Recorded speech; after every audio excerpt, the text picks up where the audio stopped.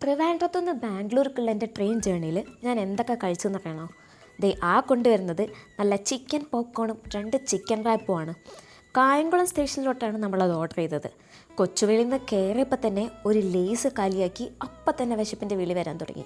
പിന്നെ ഒന്നും നോക്കിയില്ല, സ്വിഗ്ഗിയിലെ ഫുഡ് ഓൺ ട്രെയിൻ ഓപ്ഷൻ എടുത്ത് ഓർഡർ ചെയ്തു. Swiggy, Zomato, regular on track തുടങ്ങി ഏത് ആപ്പിലായാലും നമ്മുടെ PNR അടിച്ചു കൊടുത്തു കഴിഞ്ഞാൽ അവൈലബിൾ ആയിട്ടുള്ള സ്റ്റേഷൻസ് ലിസ്റ്റ് ചെയ്യും.